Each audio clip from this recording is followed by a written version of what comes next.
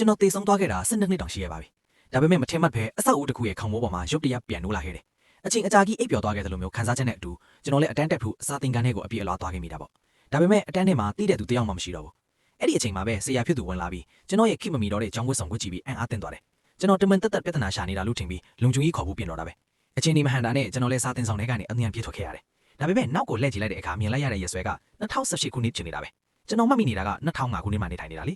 ကျွန်တော်လည်းအိမ်ကိုအမြန်ဆုံးအပြေးပြန်ခဲ့တယ်အိမ်တကားကိုတုံးဖွင့်လိုက်တဲ့အချိန်မှာကျွန်တော်မျှော်လင့်ထားသလိုမိသားစုဝင်တွေကနှွေးထွေးကြိုဆိုတာမျိုးမရှိပဲအရင်နဲ့မတူတော့တဲ့ပတ်ဝန်းကျင်နဲ့အလွတ်တကြီးဖြစ်နေတဲ့သမင်းစားစပွဲတစ်ခုကိုပဲတွေ့လိုက်ရတယ်ကျွန်တော်တကယ်ကိုဇဝေးဇဝါဖြစ်သွားခဲ့တာပါအဲ့ဒီအချိန်မှာအိမ်ပိုင်ရှင်ကအပြင်ထွက်လာပြီးကျွန်တော်ကိုတခိုးလို့ထင်သွားတယ်ကျွန်တော်ဘလို့ပဲရှင်းပြပေးမယ်သူကနားမထောင်ပဲရဲစခန်းကိုပို့မယ်ဆိုပြီးအော်ဟစ်နေတော့တာပဲကျွန်တော်လည်းထိတ်လန့်သွားပြီးသူ့ကိုလက်နဲ့တွန်းလိုက်မိတာမထင်မှတ်ပဲသူကမီတာအတော်ဝေးအထိလွင့်ထွက်သွားတယ်ပဲကိုလက်ကိုကြည့်ပြီးဘာဖြစ်သွားမှန်းမသိပဲကြောင်အန်းထင်နေတော့လဲချသွားတဲ့စပွဲကိုကူပြီးပြန်မပေးဖို့လုပ်လိုက်တဲ့အချိန်မှာအဲ့ဒီအိမ်ပိုင်ရှင်ကကျွန်တော်ကိုတုံနေရိုက်ချလိုက်လို့တတိမိတ်သွားခဲ့ရတယ်ပြန်နိုးလာတဲ့အချိန်မှာတော့ဆေးရုံရောက်နေပါပြီနဖူးမှလည်းတိုင်ဟာကြီးနဲ့ဘေးမှာတော့ရဲရရှိတယောက်ကစစ်ဆေးမင်းမြန်းနေတယ်ကျွန်တော်လည်းကိုယ့်လက်အချက်အလက်တွေကိုအမှန်တိုင်းပြောပြခဲ့တာပေါ့ဒါပေမဲ့ကျွန်တော်ကို1980ခုမှာမွေးတယ်လို့ပြောလိုက်တဲ့အခါအဲ့ဒီရဲရရှိကသူ့ကိုနောက်နေတယ်ထင်ပြီးရဲစခန်းကိုတန်းခေါ်သွားတော့တာပဲစခန်းရောက်တော့ကွန်ပျူတာနဲ့အချက်အလက်တွေစစ်ကြည့်လိုက်တဲ့အခါကျွန်တော်ပြောတာတွေအားလုံးကအမှန်လေးဖြစ်နေတယ်ဒါပေမဲ့တခုပဲထူးဆန်းနေတာကအချက်အလက်တွေထဲမှာကျွန်တော်ကတေဆုံးပြီးသားလို့ပြနေတာပဲရဲရရှိလည်းတကယ်ကိုအံ့ဩသွားပြီးသူ့အချက်လူကြီးစီသွားတင်ပြနေတော့ကျွန်တော်မျက်နှာတက်ဖို့တန့်စင်ကန်းနဲ့ဝင်လိုက်တဲ့အခါနဖူးကတန်ရာကပျောက်ကင်းသွားတာကိုတွေ့လိုက်ရတယ်ချုပ်ရိုးရတောင်လုံးဝမကြမ်းတော့ဘူးဒါကကျွန်တော်ကိုပို့ပြီးတော့စိတ်ရှူသွားစေတယ်